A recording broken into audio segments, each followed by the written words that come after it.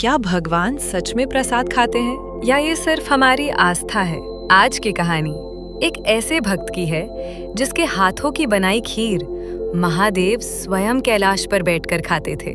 बहुत समय पहले श्रीपुर नाम के एक छोटे से गांव में रामेश्वर नाम का एक ब्राह्मण अपनी बूढ़ी माँ के साथ रहता था।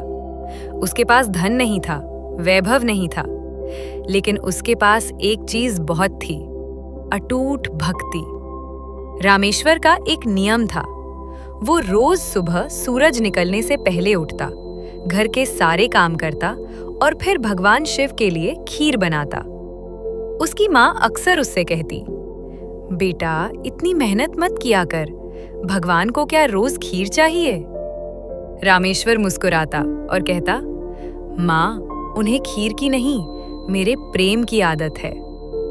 रामेश्वर पूरे प्रेम से खीर बनाता, थाली में सजाता और शिवलिंग के सामने रखकर आंखें बंद कर लेता। उसे पूरा विश्वास था, महादेव सच में आकर खीर खा लेते हैं और कैलाश पर्वत पर भगवान शिव सचमुच उस खीर को बड़े प्रेम से स्वीकार करते थे। माता पार्वती ने एक दिन पूछा, स्वामी ऐसी क्या बात है इस खीर में? महादेव बोले, देवी स्वाद खीर में नहीं, भावना में है। लेकिन एक दिन शिव गणों को लगा महादेव अब भाम धतूरे से ज्यादा उस खीर में आनंद लेने लगे हैं। उन्होंने एक योजना बनाई और ब्राह्मण का रूप धरकर पृथ्वी पर आ गए। उन्होंने रामेश्वर से कहा, महादेव रोज खीर खाकर ऊब गए हैं, अब तुम सप्ताह में एक बार ही भोग लगाया करो। भोला रामेश्वर मान गया और उसने रोज खीर बनाना बंद कर दिया। कैलाश पर महादेव प्रतीक्षा करते रहे, एक दिन, 2 दिन, कई दिन। फिर उन्होंने ध्यान लगाया और सारी सच्चाई जान ली।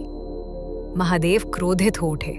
उन्होंने कहा, तुमने मेरे और मेरे भक्त के प्रेम के बीच संदेह क्यों डाला? मैं भोग से प्रसन्न नहीं होता, मैं भावना से प्रसन्न होता हूं। मेरा हर भक्त मुझे समान प्रिय है। शिवगणों को अपनी गलती का एहसास हुआ। वे तुरंत रामेश्वर के पास गए।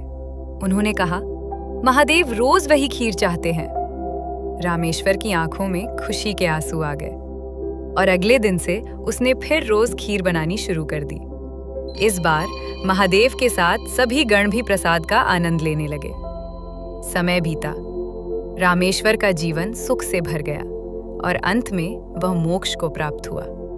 याद रखिए, भगवान को पकवान नहीं चाहिए, भगवान को प्रेम चाहिए। जो सच्चे मन से अर्पण करता है, उसकी भक्ति सीधे भगवान तक पहुंचती है।